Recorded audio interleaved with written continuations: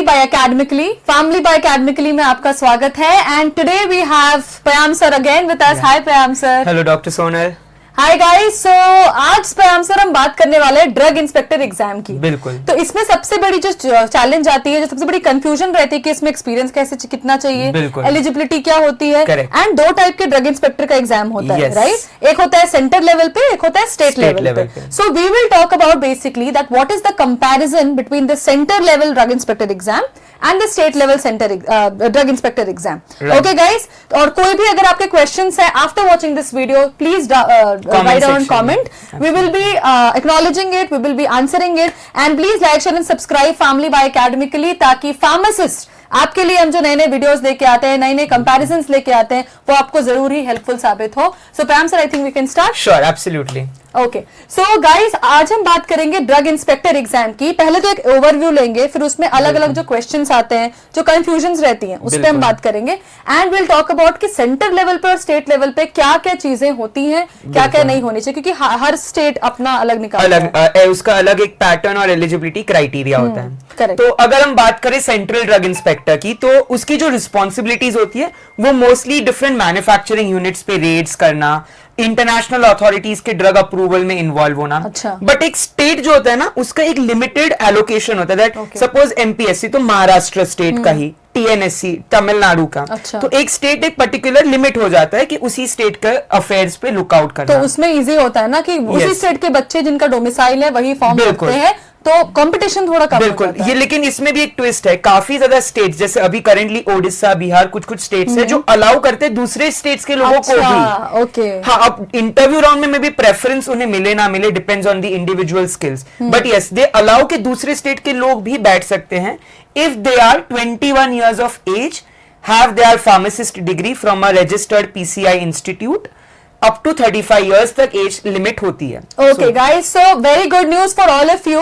ऐसा नहीं है कि अगर आप अपने स्टेट से तो दूसरे स्टेट में अप्लाई नहीं कर सकते. कुछ स्टेट्स आपको ये प्रोविजन देते हैं कि even if you do not belong to that particular state, you are 21 years old, जैसा कि सर ने बताया, and your B Pharm degree is recognised by the Pharmacy Council of India, you can appear for the drug inspector exam of that particular state. तो ये एक जो धारणा है कि हम स्टेट के हैं तो हम ही करेंगे, ऐसा नहीं है. सारे स्टेट में कहीं पे है. इनफैक्ट मैम, मैं शेयर भी करना चाहूंगा, मेरी एक पर्सनली ही एक बहुत ही क्लोज फ्रेंड है. She was from Odisha but she gave the Bihar DI. Okay. And she also qualified. She went for the interview round as well. Oh great great. So आप लाइव एग्जांपल ही देख लीजिए कि दिस इज पॉसिबल. करेक्ट. तो चलिए sir आज discuss करते हैं. बिल्कुल. You can please go through. Sure. So जैसे कि सेंट्रल गवर्नमेंट की जो एग्जाम है वो UPSC, Union Public Service Commission, mostly वही कंडक्ट कराती है.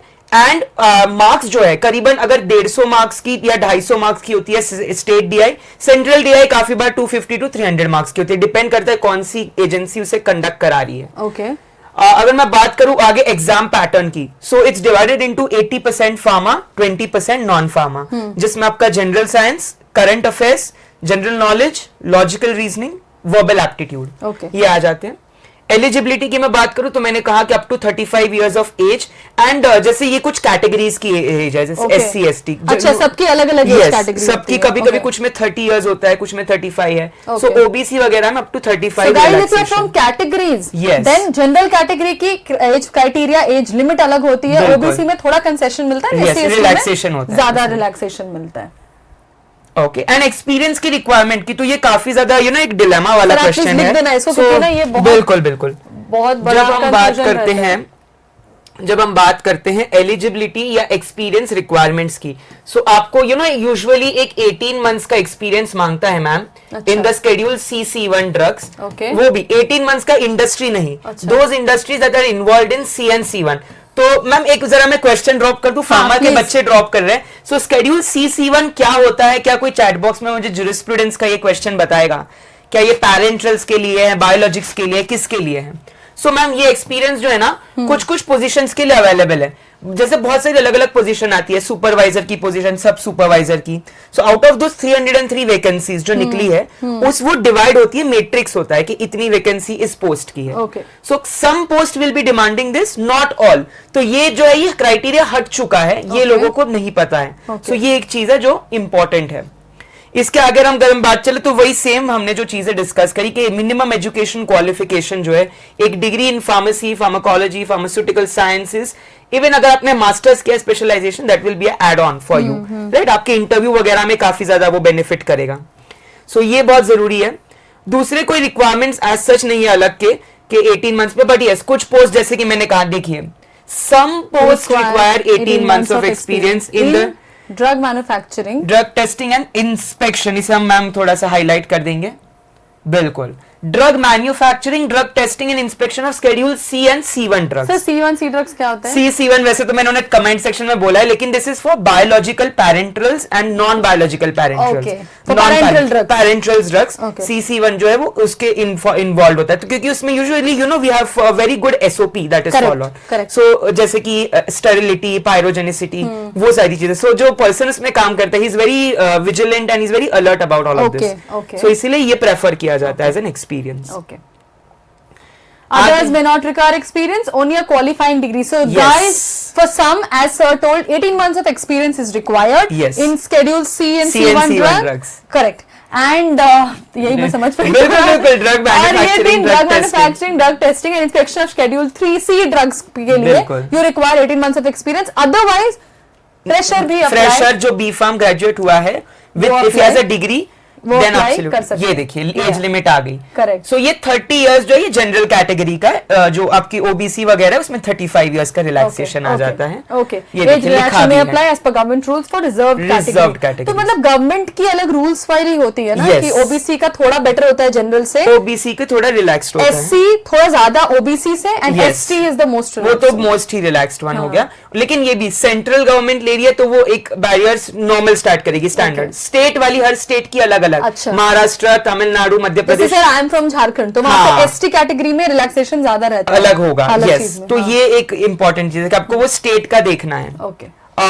एग्जाम पैटर्न 2 राउंड्स में होती है। फर्स्ट राउंड तो है आपका ऑब्जेक्टिव बेस्ड CBT ज्यादातर होता है कि पेन एंड पेपर मोड पे? It is CBT, computer based. Guys, CBT exam होता है ड्रग इंस्पेक्टर का, usually is what Payam sir is saying. And इसमें नेगेटिव मार्किंग भी होती है एज यूजुअल, लेकिन अब वो कितने मार्क्स नेगेटिव है पॉजिटिव है वो अगेन डिपेंड करता है इंडिविजुअल स्टेटस पे। सो इसमें जो है आपके पास 2 पेपर आ जाते हैं। एक जो कोर, जैसे मैंने बोला, जो हमारा फार्मा पार्ट है, फार्माकोलॉजी, फार्माकोग्नेसी, सुटिक्स एंड केमिस्ट्री। मैम तो इसके लिए जो हमारी सीरीज निकली है GPAT माइंड ट्रिगर्स की, एंड जो बूस्टर कोर्स है वो काफी इंपॉर्टेंट है playlist wise. So guys, playlist पे फैमिली बाय एकेडमी के लिए पे जाओ, वहां पे GPAT की पूरी series from Payam sir, it's right there, and और भी वीडियो सर उसमें आनी है, बिल्कुल, और अपलोड होती रहेगी। करेक्ट। सो गाइस, उसको अटेंड करो। वो ना ही सिर्फ GPAT के लिए, हमने हमेशा आपसे पहले भी कहा है, सर ने भी बोला है, it's not only for GPAT but also for the other exams of B.Pharm and M.Pharm level. So please go and watch the mind trigger entire playlist which has been designed free of cost. हमारे content writers ने बहुत मेहनत करके, Payam sir ने and entire faculty जो GPAT NIPER qualified है, उन्होंने ये बनाया है, डिलीवर्ड बाय हिम। सो आपको वो बहुत सिंपल तरीके से सर ने चीजों को सिंप्लीफाई किया है, तो जाइए उसको देखिए, एंड आई एम श्योर वो सारे टॉपिक्स काफी अच्छे हो जाएंगे। And most of the topics जो है वो कवर हो जाएंगे इनके कोर सब्जेक्ट्स के, non core as well. Correct.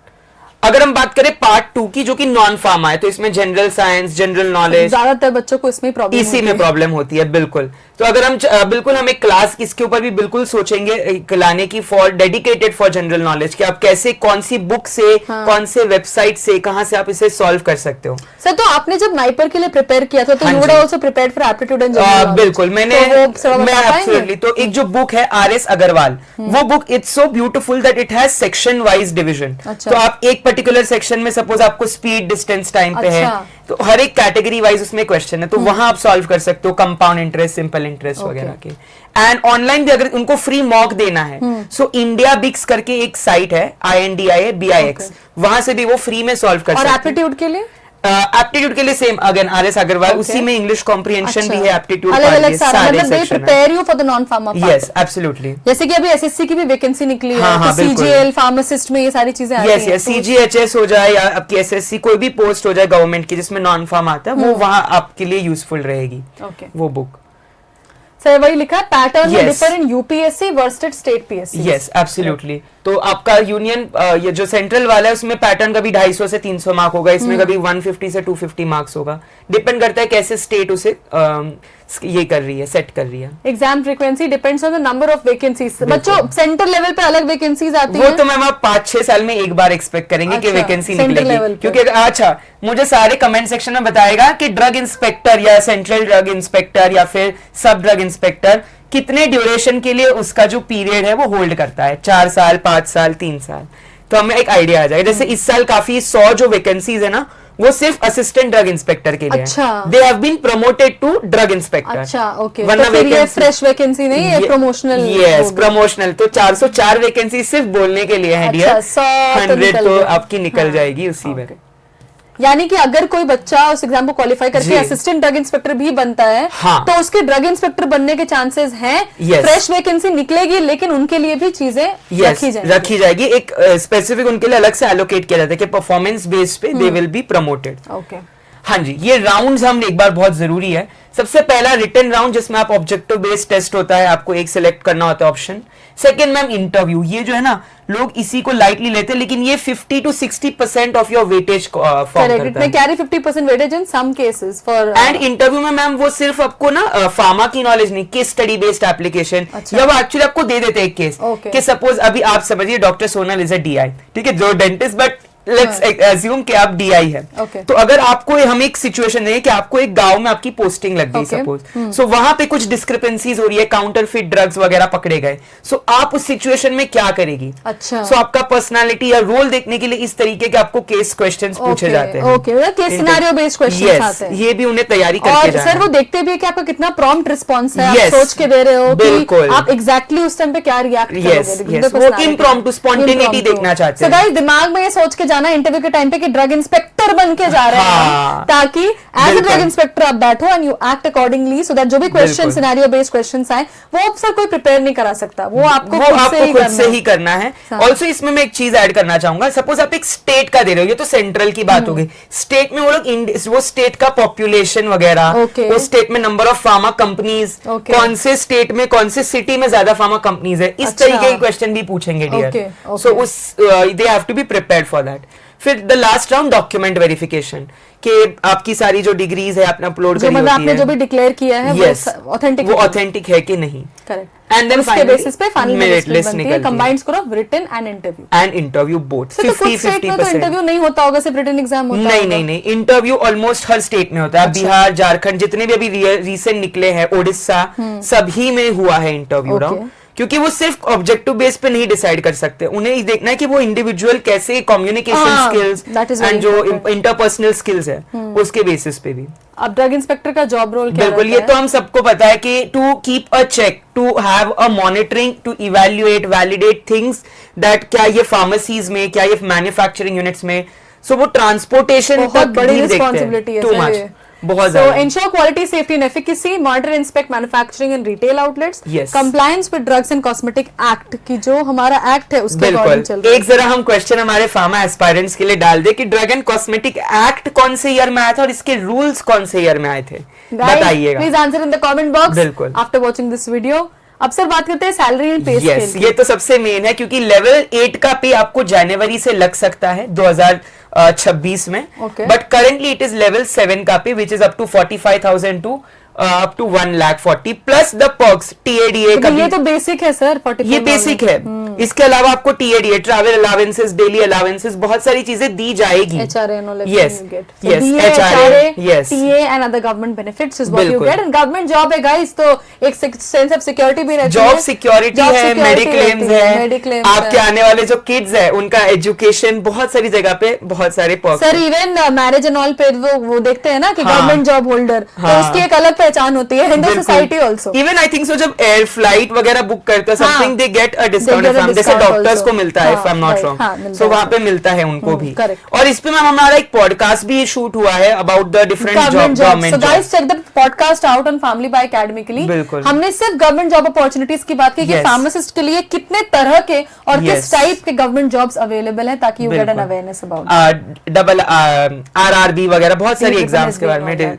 So guys sir, तो talk about the preparation tips, ये तो आप बिना देखे जी, ये तो देखना ही नहीं है डियर। प्रीवियस ईयर क्वेश्चंस देखिए, इसमें क्वेश्चन कभी रिपीट नहीं होंगे, बट कॉन्सेप्ट रिपीट जरूर होंगे, जस्ट लाइक जीपैट। सो आपको एक देख लेना कि सपोज इस साल अगर क्वेश्चन आया था डियर आपको एनाटॉमी में कार्डियोवास्कुलर सिस्टम पे, अगले साल क्या पता आपको कंडक्टिंग सिस्टम ऑफ कार्डियोवास्कुलर पे आ जाए, तो कुछ ना कुछ उसी के आसपास क्वेश्चन घूमेगा।